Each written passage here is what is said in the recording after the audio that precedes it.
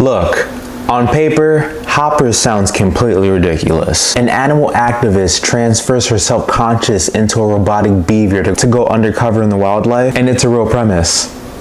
Crazy, right?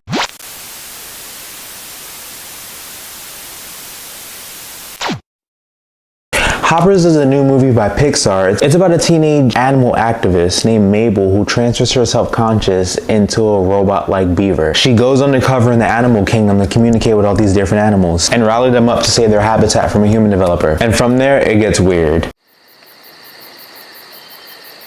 Let's start with what works. This movie is full-on chaotic. Has to be the most out-of-pocket, unhinged thing from Pixar so far. And it fully commits to how insane this premise is.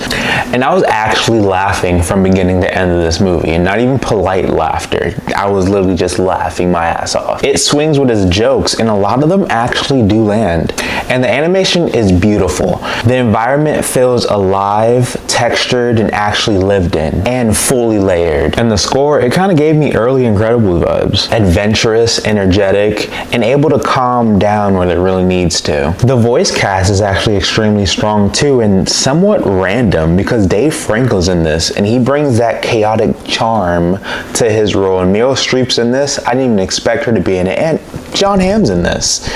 It's a very interesting cast, but it actually works. And once you realize that this is from the director of We Bare Bears, that chaotic but controlled energy starts to really make sense in this movie. But what surprised me the most is that this movie actually has a lot to say.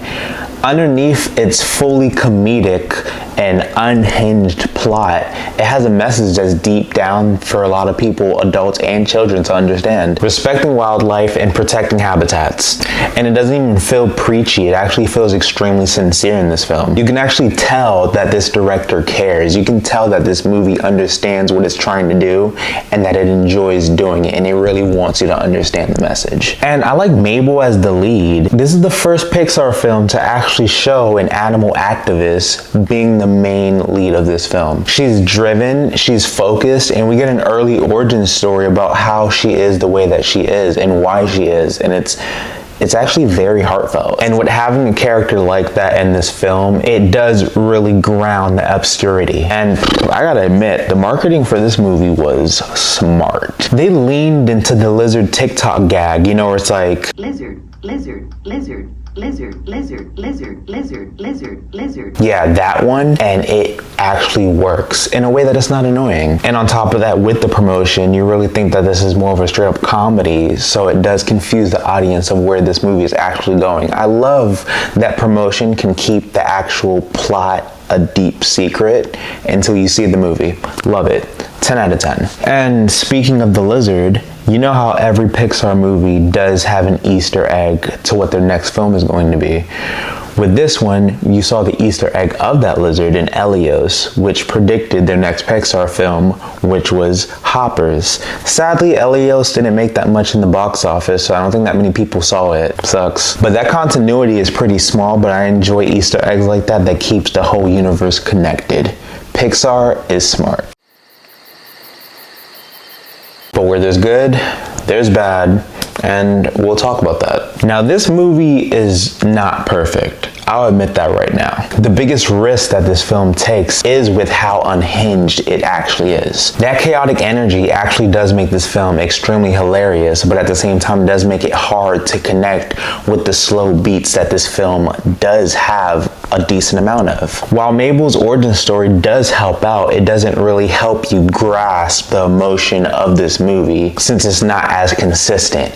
And yes, this is a film that does talk about animals, so there are very sad moments that you can see with animals if you care enough about animals like that. I know I do. And in the late middle leading to the final act, this movie does seem to lose a bit of momentum story-wise and emotion-wise. After so many high moments, the slowdown towards the end feels more noticeable and it feels a bit unnecessary. It doesn't completely fall apart, it just doesn't blend into the final act as well as the first and the second act did. But overall, Hoppers succeeds because it balances out chaos with purpose, even if the balance isn't exactly as perfect as you'd expect. It's funny, it's bold, it's visually impressive, and it carries a meaning meaningful message. I'm not gonna lie, it's not Pixar's most emotionally driven film, but it's a confident, original story that knows exactly what it wants to be. So for me, Hoppers, I give this a solid with snacks. Pixar, you've once again showed us a good movie.